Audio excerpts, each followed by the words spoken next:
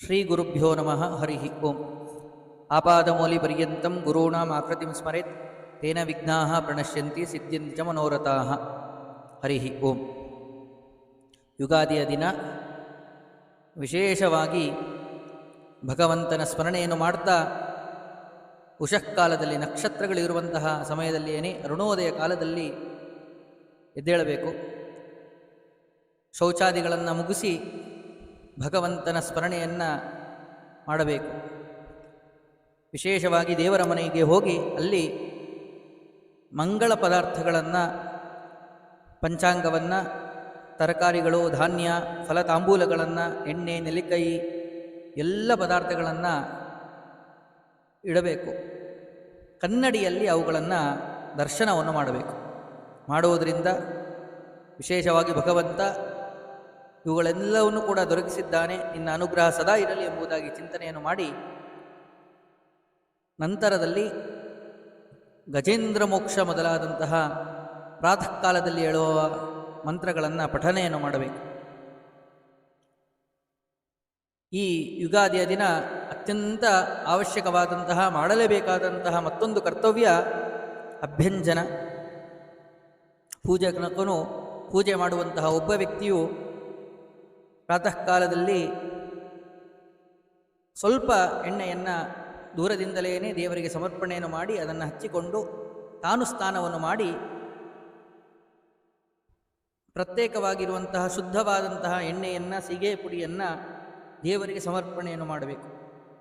ಮಾಡಿದಂತಹ ಆ ಎಣ್ಣೆ, ಸೀಗೆ ಪುಡಿಯನ್ನು ಉಳಿದವರೆಲ್ಲರೂ ಕೂಡ ತಾವು ಹಚ್ಚಿಕೊಂಡು ಸ್ನಾನವನ್ನು ಮಾಡಬೇಕು, ಅಭ್ಯಂಗ ಸ್ನಾನವನ್ನು. ಆ ಎಣ್ಣೆಯನ್ನು ಹಚ್ಚಿಕೊಳ್ಳುವಾಗ ವಿಶೇಷವಾಗಿ ಅಶ್ವತ್ಥಾಮಾದಿ ಸಪ್ತ ಚಿರಂಜೀವಿಗಳನ್ನು ಸ್ಮರಣೆಯನ್ನು ಮಾಡಬೇಕು. ಅಶ್ವತ್ಥಾಮ ಬಲಿರ್ವ್ಯಾಸಃ ಹನುಮಾಂಶ್ಚ ವಿಭೀಷಣಃ ಕೃಪಃ ಪರಶುರಾಮಶ್ಚ ಸಪ್ತೈತೆ ಚಿರಜೀವಿನಃ ಅಂತ ಹೇಳಿ ಇವರ ಸ್ಮರಣೆಯನ್ನು ಮಾಡುವುದರಿಂದ ವಿಶೇಷವಾಗಿ ಅಲ್ಪಾಯುಷ್ಯ ದೋಷಗಳೇನೇ ಇದ್ದರೂ ಕೂಡ ಪರಿಹಾರವಾಗ್ತದೆ.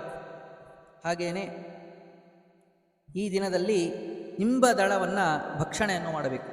ಅಸ್ಯಾಂ ವೈ ನಿಂಬಪತ್ರಾಣಿ ಪ್ರಾಸ್ತ್ಯ ಸಂಶೃಣುಯಾತ್ಯಥಿಂ ಶತಾಯುರ್ವಜ್ರದೇಹಾಯ ಸರ್ವಸಂಪತ್ಕರಾಯ ಚ ಸರ್ವಾರಿಷ್ಟ ವಿನಾಶಾಯ ನಿಂಬಕಂ ದಳಭಕ್ಷಣಂ ಅಂತ ಹೇಳಿದಂತೆ 100 ವರ್ಷದ ಪೂರ್ಣವಾದಂತಹ ಆರೋಗ್ಯ ಸಹಿತವಾದಂಥ ಆಯುಷ್ಯ ಎಂಬುದು ಪ್ರಾಪ್ತಿಯಾಗ್ತದೆ. ವಜ್ರದಂತೆ ಇರುವಂಥ ಶರೀರ ಪ್ರಾಪ್ತಿಯಾಗ್ತದೆ.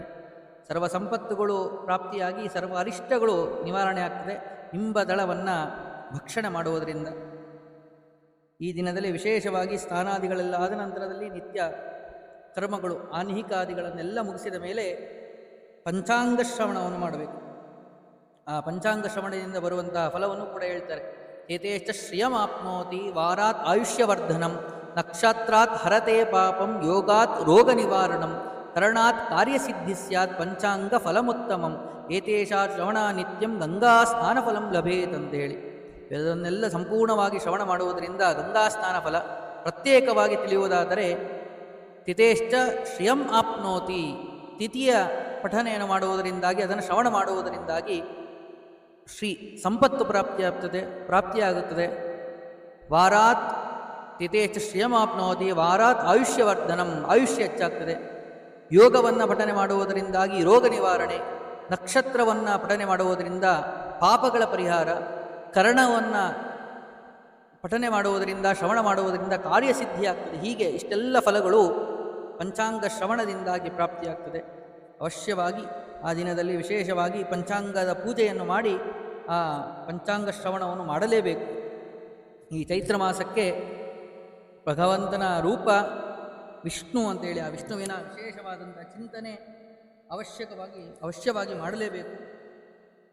ಅಷ್ಟೇ ಅಲ್ಲದೇನೆ ಯುಗಾದಿ ಅಂತಂದರೆ ಏನು ಅನ್ನುವುದನ್ನು ಕೂಡ ನಾವು ತಿಳಿಯಲೇಬೇಕು.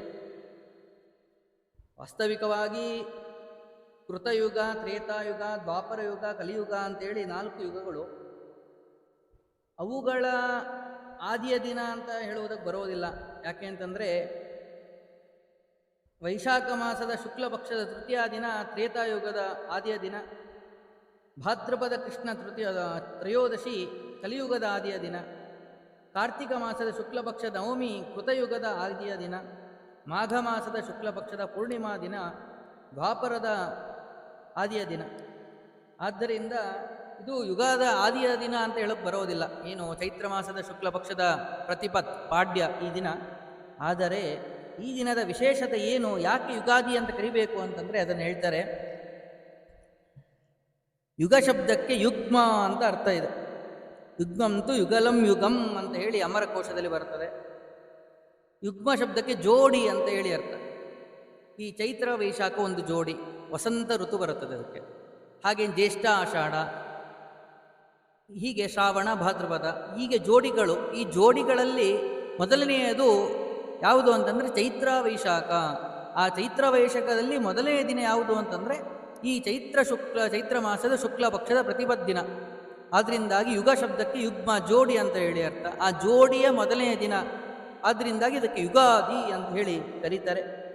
ಅದೊಂದೇ ಕಾರಣವಲ್ಲ, ಬ್ರಹ್ಮದೇವರು ಸೃಷ್ಟಿಯನ್ನು ಮಾಡಿದಂತಹ ದಿನ.